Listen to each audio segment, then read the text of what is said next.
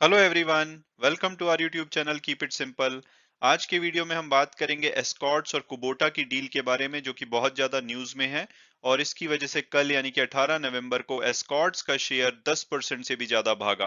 तो डील ये है कि कुबोटा, जो कि एक जापान की कंपनी है, वो एस्कॉर्ट्स में 9400 करोड़ तक इन्वेस्ट करेगी। तो हम इस वीडियो में डिटेल में डिस्कस करेंगे कि ये टॉपिक क्या है और आगे क्या हमें एस्कॉर्ट्स का शेयर लेना चाहिए या नहीं। और आगे बढ़ने से पहले अगर आपने अभी तक चैनल को सब्सक्राइब नहीं किया तो प्लीज सब्सक्राइब करके हमें मोटिवेट कीजिए। तो सबसे पहले अगर हम बात करें जो इस डील में दो पार्टी इन्वॉल्व है उनके कंपनी ओवरव्यू की, तो कुबोटा कॉरपोरेशन एक जापान की मल्टीनेशनल कंपनी है जिसका की हेडक्वार्टर ओसाका में है और इसको 1890 में एस्टेब्लिश किया गया था। ये बहुत सारे प्रोडक्ट प्रोड्यूस करते हैं, जैसे कि इनके ट्रैक्टर्स आते हैं, एग्रीकल्चरल मशीनरी, कंस्ट्रक्शन इक्विपमेंट। इसके अलावा इनके सीवेज ट्रीटमेंट, एयर कंडीशनिंग और बहुत सारे डिफरेंट टाइप के प्रोडक्ट्स ये बनाते हैं। और अगर अब बात की जाए एस्कॉर्ट्स की, तो वो भारत की एक लीडिंग इंजीनियरिंग कंपनी है। और अगर इनके बिजनेस सेगमेंट की बात की जाए तो इनका सबसे बड़ा बिजनेस है एग्री मशीनरी का, जिसमें कि ट्रैक्टर और एग्रीकल्चर से रिलेटेड प्रोडक्ट बनाते हैं। इसके अलावा कंस्ट्रक्शन इक्विपमेंट का इनका दूसरे नंबर का बिजनेस है, जिसमें कि क्रेन और अर्थ मूवर्स वगैरह बनाते हैं। और इसके अलावा रेलवे इक्विपमेंट डिवीजन भी है, जिसमें कि रेलवे इक्विपमेंट से रिलेटेड स्टफ ये मैन्युफैक्चर करते हैं। इनका जो पिछले साल का जो ओवरऑल इनकम थी वो 7084 करोड़ के आसपास थी। तो अब अगर बात की जाए लेटेस्ट डेवलपमेंट की, तो जापानीज जो कंपनी है कुबोटा, उन्होंने प्रपोज किया है कि ये 94 करोड़ तक एस्कॉर्ट्स में इन्वेस्ट करेंगे और उसके मेजॉरिटी स्टेक होल्डर बन जाएंगे। एस्कॉर्ट भारत का फोर्थ लार्जेस्ट ट्रैक्टर मेकर है। सबसे बड़ा जो ट्रैक्टर मेकर है वो महिंद्रा एंड महिंद्रा है। और ये जब डील कंप्लीट हो जाएगी उसके बाद उम्मीद की जा रही है कि कुबोटा का जो स्टेक है वो 53.5% हो जाएगा एस्कॉर्ट्स में, जो कि अभी 9% के आसपास है।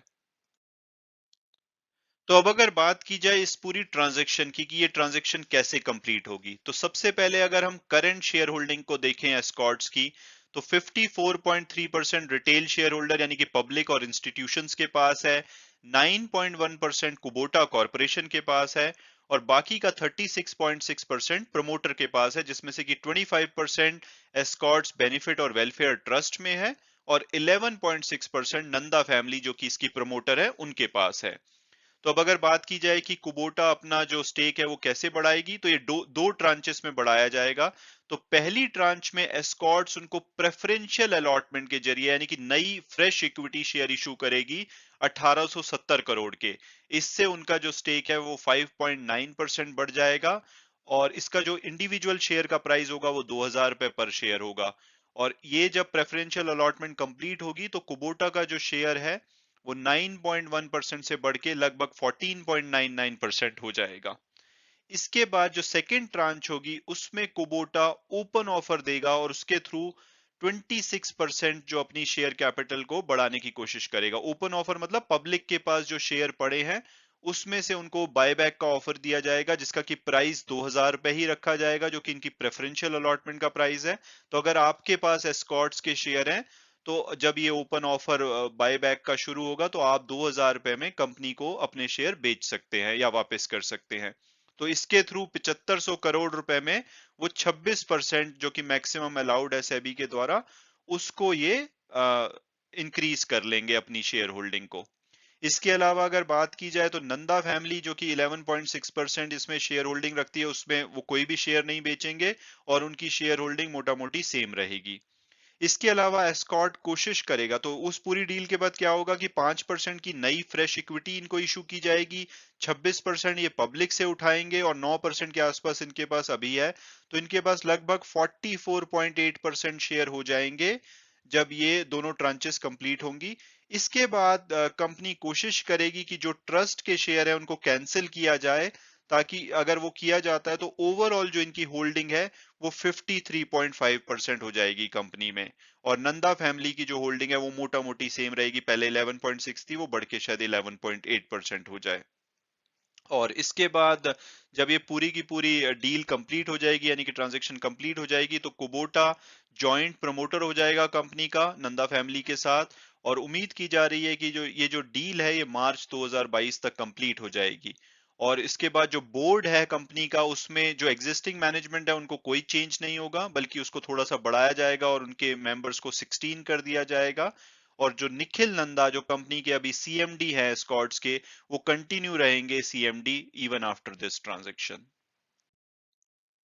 तो अब अगर बात की जाए कि व्हाट नेक्स्ट, ठीक है कि कुबोटा अपना स्टेक बढ़ा लेगा, लेकिन इससे कंपनी को क्या फायदा होगा? तो उसके लिए जब ये ट्रांजैक्शन ओवर हो जाएगी, तो एस्कॉर्ट्स कुबोटा, शायद इस कंपनी का नाम एस्कॉर्ट्स कुबोटा या इससे मिलता जुलता कुछ नाम रखा जाए, ताकि दोनों कंपनी इसका नाम इनकी ब्रांडिंग में रिफ्लेक्ट हो। वो कंपनी मिलके एक प्लान बनाएगी अगले 6 से 7 साल के लिए, जिसमें कि बहुत सारे चीजें देखेंगे कि ये कैसे अपनी ग्रोथ को ला सकते हैं, और उसमें ये अपने शायद प्रोडक्ट रेंज को भी डाइवर्सिफाई करें। आपने देखा कि कुबोटा बहुत सारे प्रोडक्ट मैन्युफैक्चर करता है जो कि एस्कॉर्ट नहीं करता, तो हो सकता है कि वो वाले प्रोडक्ट को भी इंडिया में लॉन्च किया जाए। इसके अलावा कुबोटा जो है अपने कैश रिजर्व यूज करके एक state of the art global research and development centre बनाएगा। और इसके अलावा अभी इनकी दो कंपनीज हैं, एक कुबोटा एग्रीकल्चर मशीनरी इंडिया है जो कि इंडिया में एग्रीकल्चर से रिलेटेड प्रोडक्ट मैन्युफैक्चर करती है, और जो इनका जेवी है स्कॉट के साथ, दोनों को ही मर्ज कर दिया जाएगा। और ये एक बड़ा कारण था इस डील के पीछे, ताकि एक ही कंपनी हो जो इंडिया में ऑपरेशन करे। और उसके बाद कुबोटा का इससे क्या फायदा होगा? कुबोटा जो एस्कॉर्ट्स की नॉलेज है और इंजीनियरिंग कैपेबिलिटीज हैं, उससे अफोर्डेबल और एक्सेसिबल ट्रैक्टर्स को प्रोवाइड कर पाएगा। और वहीं एस्कॉर्ट्स जो है कुबोटा की प्रोडक्ट डेवलपमेंट नॉलेज को यूज करके अपनी जो प्रोडक्टिविटी और क्वालिटी को इंप्रूव करेगा आर एंड डी, प्रोक्योरमेंट और मैन्युफैक्चरिंग फंक्शंस में। इसके अलावा जो कुबोटा है वो एस्कॉर्ट्स की जो डिस्ट्रीब्यूशन एंड सर्विस रीच है, उस कैपेबिलिटी को यूज करके अपनी जो प्रोडक्ट पोर्टफोलियो है उस रेंज को इंडिया में एक्सपैंड करेगा। और इसके बाद जो अभी इनका शेयर जो है 11% के आसपास है एस्कॉर्ट्स का शेयर, ये बढ़ के जब ये डील कंप्लीट होगी 13% के आसपास हो जाएगा इनका मार्केट शेयर, और इसका कंपनी एस्पायर करती है कि इसको 20% तक लेके जाए।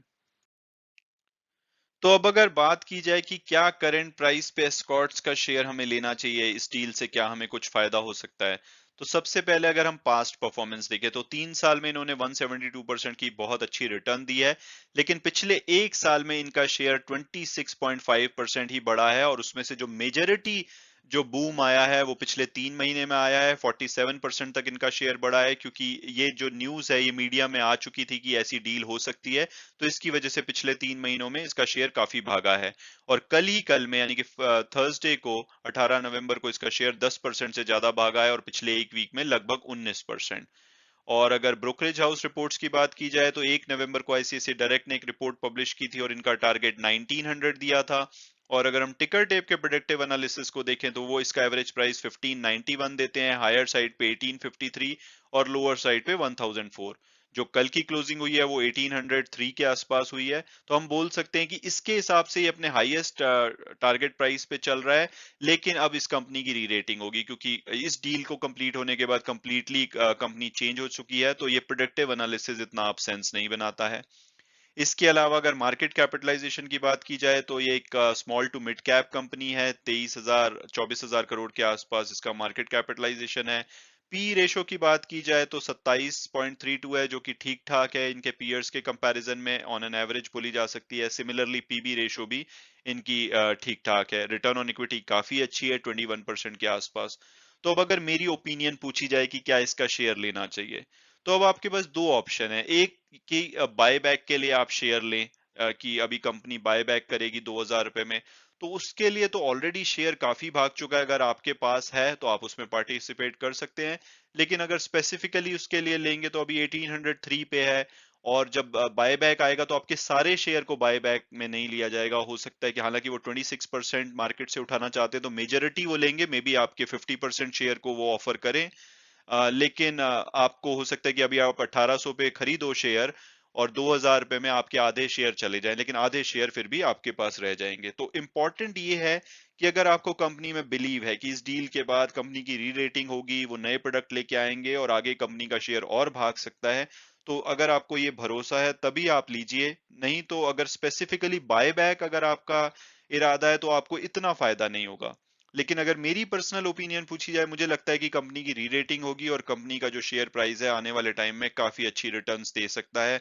तो आप अगर कोई हल्की फुल्की करेक्शन आती है, हालांकि अभी पॉजिटिव मोमेंटम है तो शेयर भागता ही रहेगा, लेकिन अगर हल्की फुल्की कुछ आपको करेक्शन आती है या करंट प्राइस पे भी आप इसको ले सकते हैं। उसमें से आधे शेयर आप बायबैक में पार्टिसिपेट कर सकते हैं, जितना भी ऑफर होगा मुझे लग रहा है कि आधे शेयर एटलीस्ट बायबैक में ऑफर किए जाएंगे।